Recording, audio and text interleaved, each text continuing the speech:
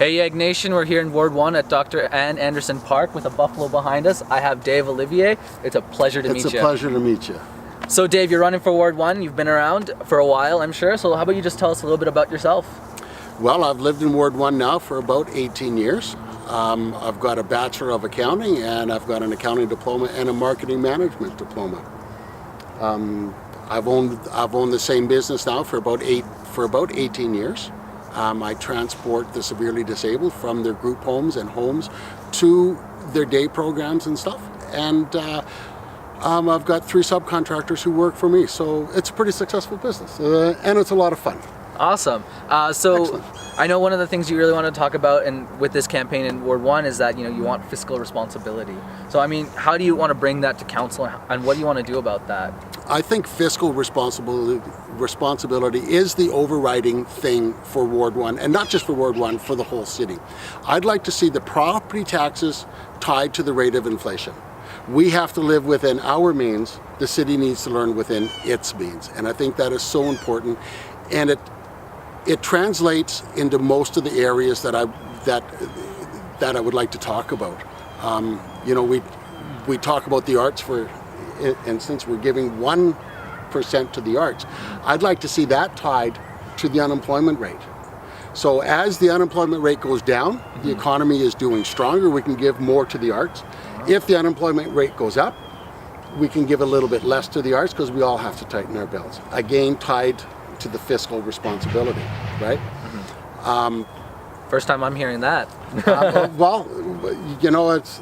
just think it's important.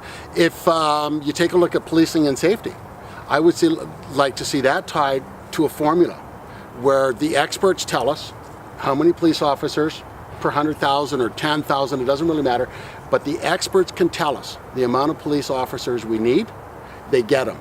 And then we give them a rate of inflation increase every year and make them live within their means. And I think that's fair, again, right? But that would also translate to the firefighters, ambulance, all of the first line people, because I think that is super, super important. For sure. And so you wanted to also mention how that relates to infill and transit, if you'd like to go about that? Well, it does. We're talking about infill, and it's a huge problem, or not a problem, it's a huge issue in Ward 1. I'm not against infill. I am pro-responsible infill, and I'm against indiscriminate infill. And I like to put it like this. The first thing is, you don't cut down a 100-year-old tree and plop down a cookie-cutter house. What you do is, you keep the 100-year-old tree and you design a home around it. Okay? Now, how does that relate to fiscal responsibility? Well, it relates to it like this. We don't just need to have infill everywhere, because what we're being told is that having infill means more tax dollars, more tax dollars, more tax dollars. But that doesn't always relate to how a community is going to grow and keep it and to be able to keep it happy. So I think that's very important, right? As well, we keep hearing about this idea that to buy a house, you should build yourself an infill house, build yourself a granny suite at the back of the lot, and rent it out to pay your mortgage. Well, that's encouraging people to become a landlord. And I just think that's wrong. People want to have a home. There's a way that you start. You start off in a beginner home. I did. And then you start to work your way up as you get a little older and you make a little bit more money. And that's how you can do it. I was talking just the other day to a person here in Ward 1, and she said she would love to buy her house. She's a single mom with the 3 kids, and she said to me, so does that mean I have to have a granny suite so I can pay my mortgage? I don't want to do that. So that's kind of important too. Okay. And you wanted to mention as well about traffic on was it Anthony Henday and walking down that area? Oh, absolutely. I was out at the Westview Trailer Park, and out there, they're telling me that the kids have to, when they're walking to school, they have to walk across the Anthony Henday, or walk across the highway to get to school. Well, that's just not acceptable. You just wait for these guys to. There's a beautiful cat that's just been walking around. It's so cute. I'm totally a little distracted, guys. But it is a nice cat, right? Yeah, I'm a big cat person, so. So am I, actually. Thanks. All right, let's get back on topic. Sorry about that. Yeah. When it comes to Westview Village, last Friday I was speaking to a girl at a bus stop out there. And she was telling me about 3 of her friends. 2 of her friends had to change their shifts from an evening shift to a day shift, and were able to, thank goodness, because of now they don't have ETS service there after 6 o'clock at night. Their 3rd friend actually had to quit their job because they can't get into town. That's just wrong. The property taxes, the number 2 item is transit. And then if you go, and just to add to this, then if you go north on 184th Street, just past the Henday into Starling, they don't have any ETS at all. None, 0. And there I was talking to a 19-year-old lady who's going to the U of A. She has to beg her family and friends just for a ride to get to an ETS bus stop so she can get to school to get an education. That is wrong. So this all ties into fiscal responsibility again, because there's only so much money in this pie, and we have to split it up appropriately, and we need to make some tough choices. But we better be looking after the people who are living here right now, right now, and not looking always into the 10 years. Mm-hmm. It's very, very important. Awesome. So at YEGnation, we're trying to get young people out to vote October 16th, and right now till the 13th, you can do advanced voting. Actually, where is that? For here? Yeah.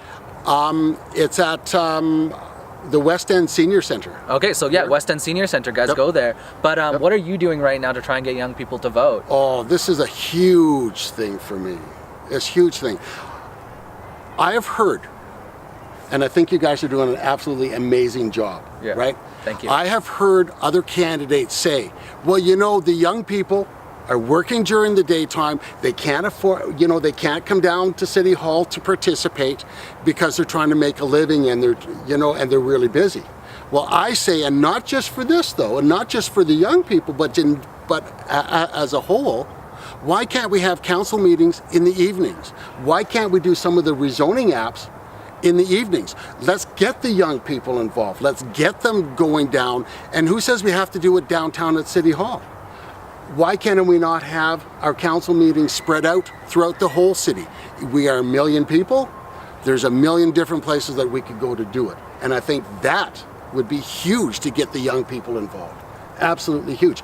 Then, even as sort of an extension of that, of getting young people involved, and I'm super passionate about this, is how about going to our frontline workers? How about the people who are doing the frontline jobs, who are driving like a garbage truck there? These guys are awesome, by the way. Mm-hmm. How about getting ideas from them? I'll just give you an example. There was a lady down in California. Her job was to change the incandescent bulbs in light standards. She suggested, why don't we switch to LEDs? So they switched to LED lights. They saved $4 million the first year alone. Okay, she was rewarded for that. I don't know exactly what she got, but she was rewarded for that. Why aren't we doing that here? Why aren't we doing that with all of our frontline workers? Who know better? Who knows the best way to save money, for argument's sake, spreading gravel on our roads in the wintertime, than the guy driving the gravel truck? Who knows better than that? He does. He's the frontline workers. We need to listen to them. We need to listen to them all. We need to listen to ways of improving, just improving and just being able to save lots of money. Yeah. And you young people, that's what it's about. That's where it is. Let's get them involved. Let's listen to them. Let's start to think outside the box, because that's important. Perfect. Yeah, you know, your counselors don't know everything, and they want to hear from you about what they can do. They have Facebook, Twitter, they're connected. You can ask them yourselves. So the next question I want to ask you is, you know, we want to see more cultural and gender diversity on council and in the communities at large, and getting women and those of different cultures involved with Edmonton. So have you done it in the past, and what are you doing now to get that going? Do I actively do that? I'm going to have to say no, but I'm going to qualify that by saying I am just that way, period. I think everybody should be involved. Women, men, ethnic groups, it doesn't really matter. Everybody, encourage everybody to be involved, because that's how you do it. I don't see skin color, I don't see race, they're just people. And people have really good thoughts. Let's get them involved. Make it easier for them to Absolutely. come out, right? You betcha. Yep. All right, well, we should start wrapping up a little bit here. So, problem. Dave, if you want to give out some last thoughts, some last words to our audience at YEGnation, now's the time. I would love to do it.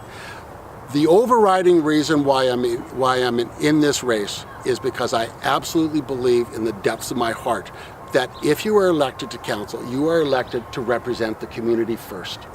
First and foremost, you must be their voice on council before your own personal views and agenda. That is so important. And we need to get the young people involved. If you'd like to come out with me one night, hey, give me a call. Come on out and let's ask some questions of the people of Ward 1. I'd be totally into that. It was a pleasure meeting you, Dave. It was a pleasure, sir. October 16th, guys, go out and vote. We'll see you later, YEGnation.